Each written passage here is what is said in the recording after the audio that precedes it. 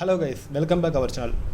இன்னைக்கு இந்த வீடியோல எதை பத்தி பார்க்க போறோம்னா பாயிண்டரோட டைப் பார்த்துட்டு இன்கிரிமெண்ட் அண்ட் டிக்ரிமெண்ட் ஆபரேட்டர் வந்து பாயிண்டர்ல வந்து எப்படி வந்து யூஸ் ஆகுதுன்னு சொல்லிட்டு பார்க்கலாம்.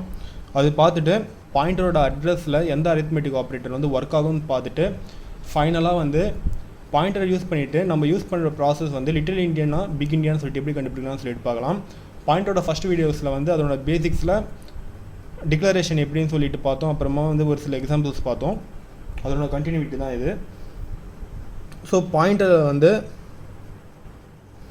இந்த டைப்ஸ்லாம் இருக்குது. வாய்ட் பாயிண்டர், வைல்ட் பாயிண்டர், நல் pointer, dangling pointer, near pointer, for pointer, huge pointer, complex pointer சொல்லிட்டு இவ்வளோ டைப்ஸில் இருக்குது. இதில் வந்து முக்கியமாக வந்து இன்டர்வியூவில் கேட்குறது இந்த 3 டைப் தான் வந்து முக்கியமாக கேட்பாங்க. ஓகேவா? அதுக்கு எனக்கு எக்ஸாம்பிள்ஸ் இப்போ பார்க்கலாம். வாய்ட் பாயிண்டருங்கிறது வாய்ட்னா என்ன? நத்திங் தானே. ஸோ அதுவும் அதே டெஃபினிஷன் தான் இங்கேயும். doesn't have any standard data type. Standard data type இதில் இல்லை. ஸோ இன்டர்வியூவில் வந்து வாய்ட் பாயிண்டர்னா என்ன சொல்லிட்டு கேட்டாங்கன்னா இந்த எக்ஸாம்பிளே அப்படி எழுதி காமிங்க. வாய்டு ஸ்டார் பின்னு சொல்லிட்டு எழுதிங்க. இங்கே தான் வந்து இதுதான் வந்து வாய்ட் பாயிண்டர் சொல்லிட்டு சொல்லுவாங்க. எதனால் வாய்ட் பாயிண்டர்னா வாய்டுன்னு சொல்லிட்டு ஒரு கீவேர்ட் தந்துட்டு பக்கத்தில் வந்து ஸ்டார் பின்னு சொல்லிட்டு ஒரு வேரியபிள், அதாவது பாயிண்டர் வேரியபிள் கிரியேட் பண்ணியிருக்கோம்ல. ஸோ அதனால் இதுதான் வாய்ட் பாயிண்டர் சொல்லிட்டு சொல்லுவாங்க. இன்ட்டு எக்ஸ் ஈக்குவல் 10 சொல்லிட்டு தந்துட்டேன்னா எக்ஸில் 10ன்னு இருக்கும். அது ஒரு அட்ரஸை வந்து ஹோல்ட் பண்ணிட்டு இருக்கும்ல. இங்கே இந்த லைன் ஆயிடுச்சு. ஒய் ஈக்குவல் டு ஏன்னு தந்துட்டேன்னா 1004 சொல்லிட்டு இருக்கும். இதில் வந்து ஏன்னு சொல்லிட்டு ஒரு வேல்யூ இருக்கும், அதாவது இந்த வேல்யூ.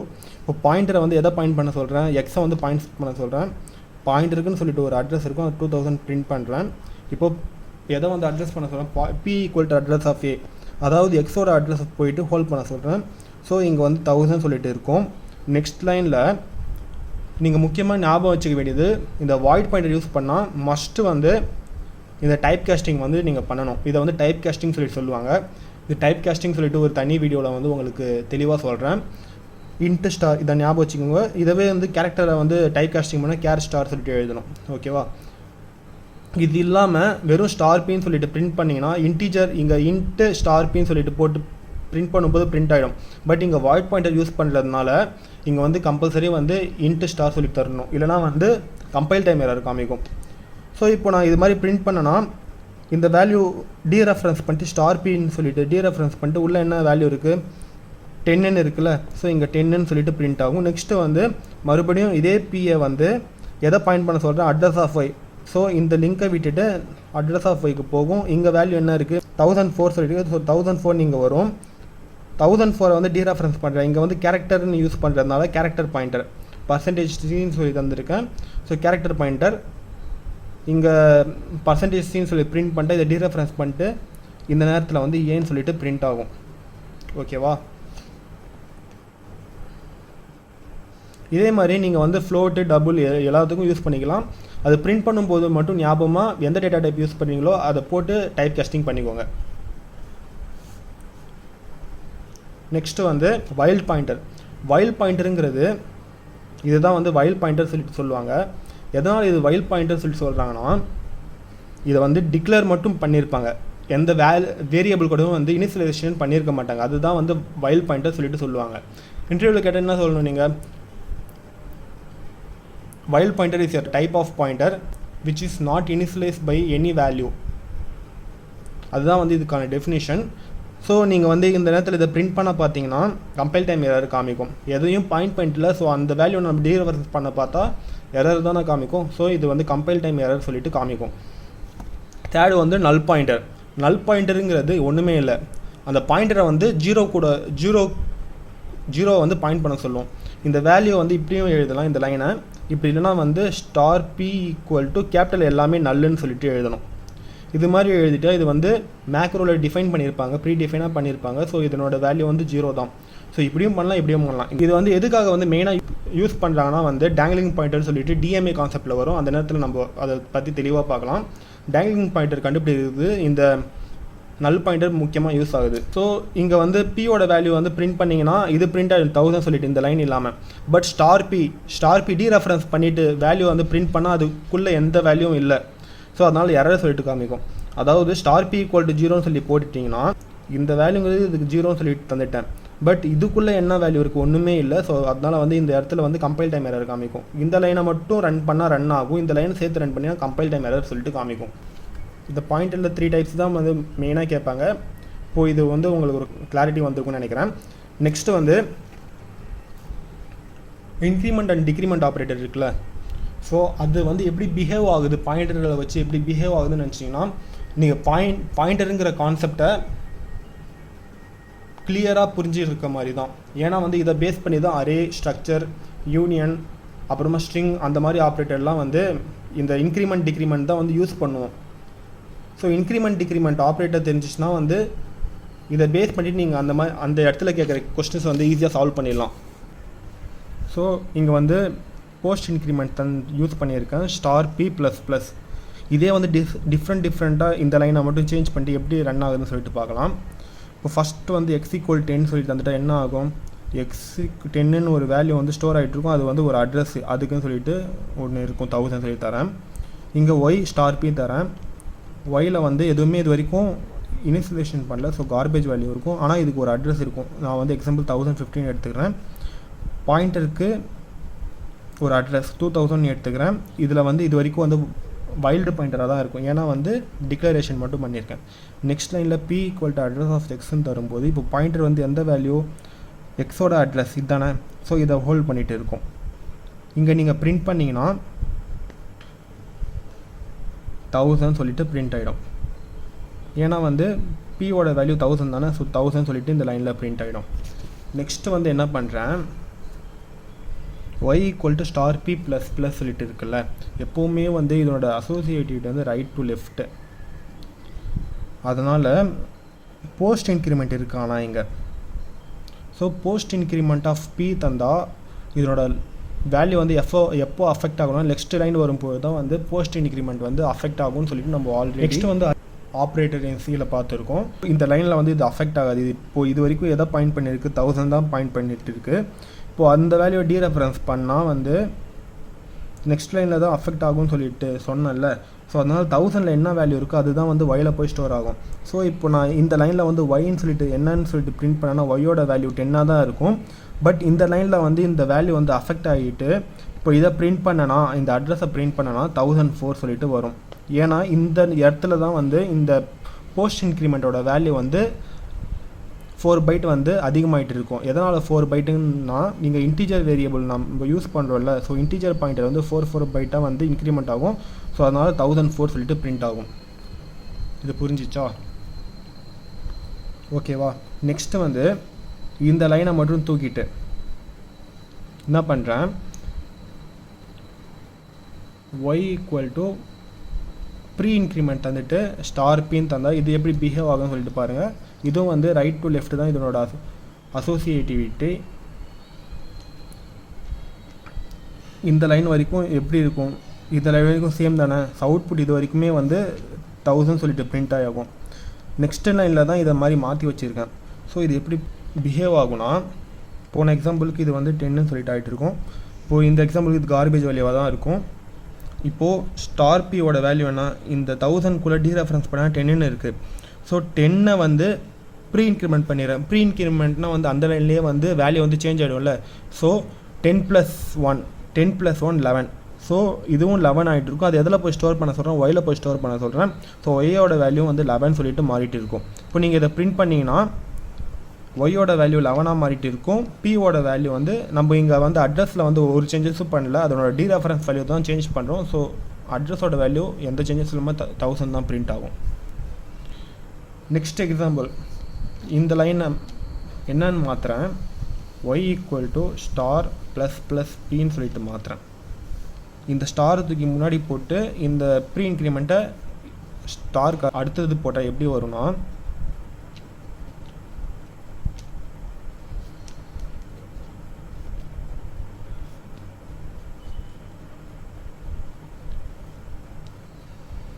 இந்த லைன் வரைக்கும் 1000 சொல்லிட்டு பிரிண்ட் ஆகிடும்.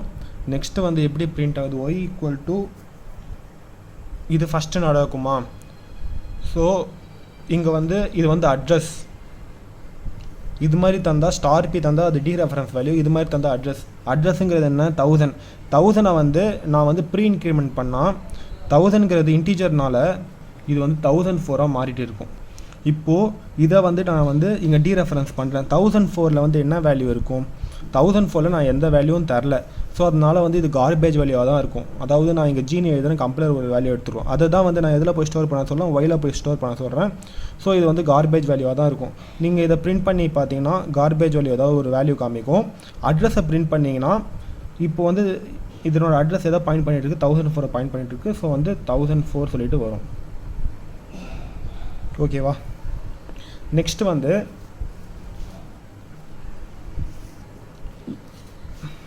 இந்த லைன் இல்லாமல் y = p இது மாதிரி போஸ்ட் இன்க்ரிமெண்ட் பண்ணால் இது மாதிரி பிஹேவ் ஆகும்னு சொல்லிட்டு பாருங்களேன்.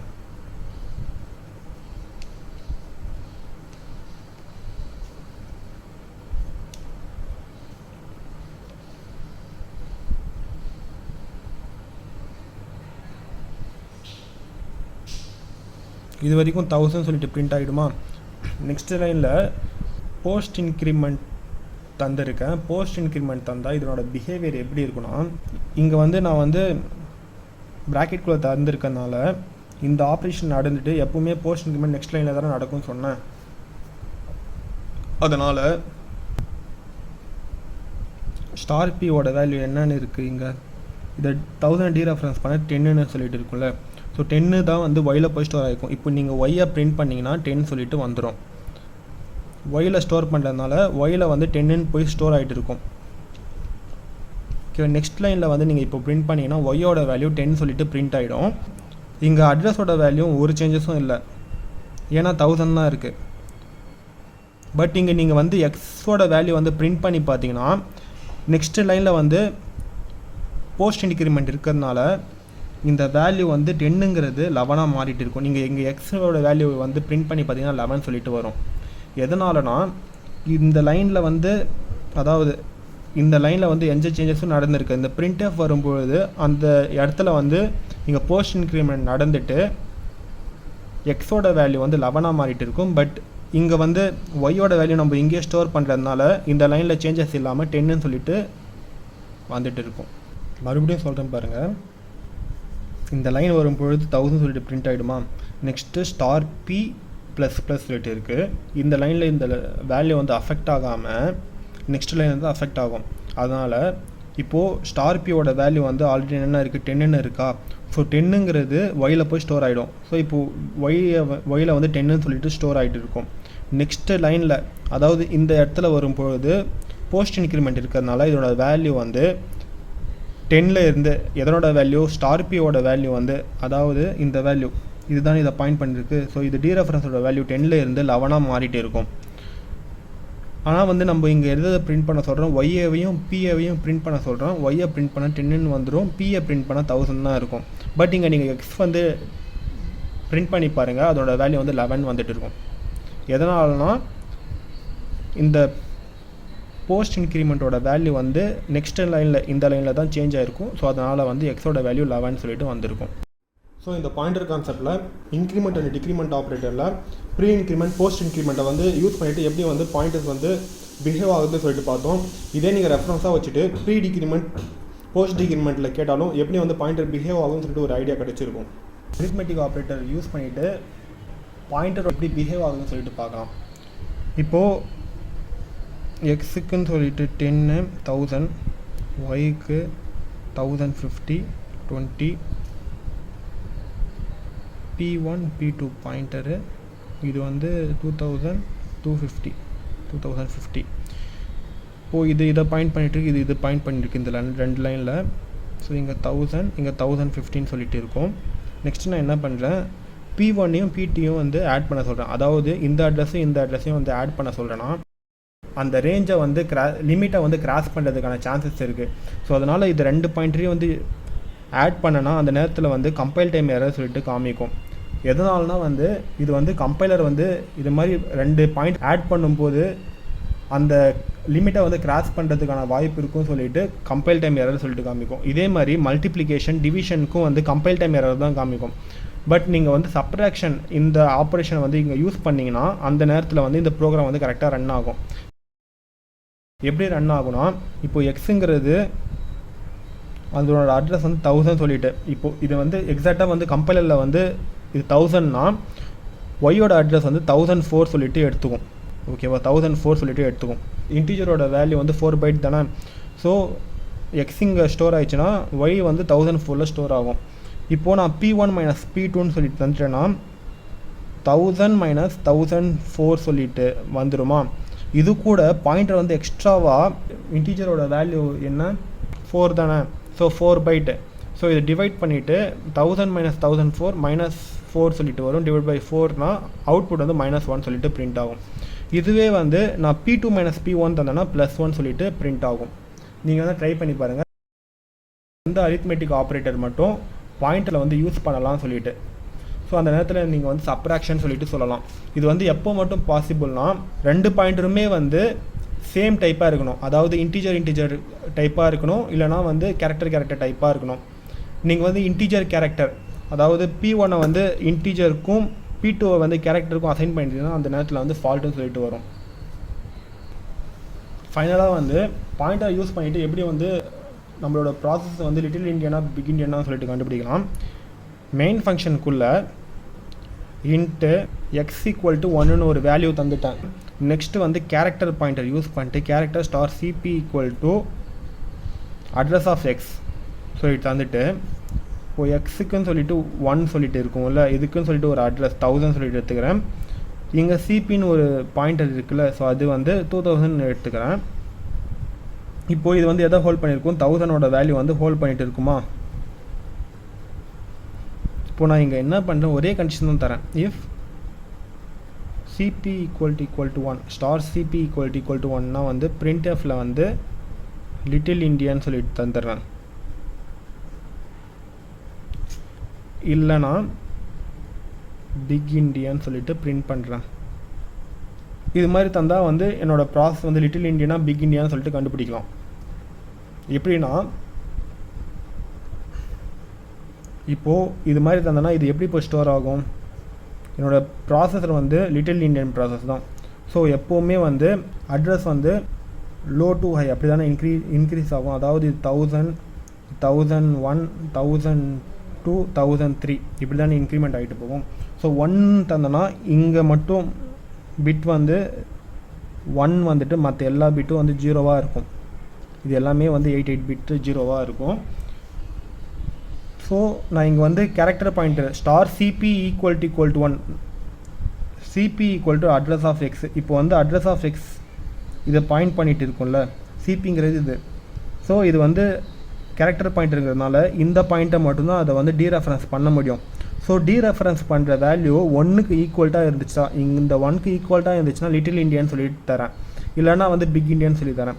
ஸோ நான் வந்து தர கேரக்டர் வந்து இதை தான் பாயிண்ட் பண்ணிகிட்ருக்கோம். ஸோ இந்த வேல்யூ 1, அது கூட இந்த வேல்யூ ஈக்குவல் டு 1 சொல்லிட்டு செக் பண்ணால் சேமாக இருக்குது. ஸோ லிட்டில் இண்டியன் சொல்லிட்டு பிரிண்ட் ஆகிடும். இதுவே வந்து மோட்டோரோலா ஃபேமிலியாக இருந்துச்சுன்னா இந்த வேல்யூ வந்து இங்கே போய் ஸ்டோர் ஆகிருக்கும். அதாவது இது எல்லாமே 0 இப்படி வந்துட்டு இந்த பிட் எல்லாமே 0ன்னு இருக்கும். ஸோ அந்த நேரத்தில் எனக்கு அவுட்புட் எப்படி வரும், கேரக்டர் பாயிண்ட்டுங்கிறது இதை பாயிண்ட் பண்ணும்.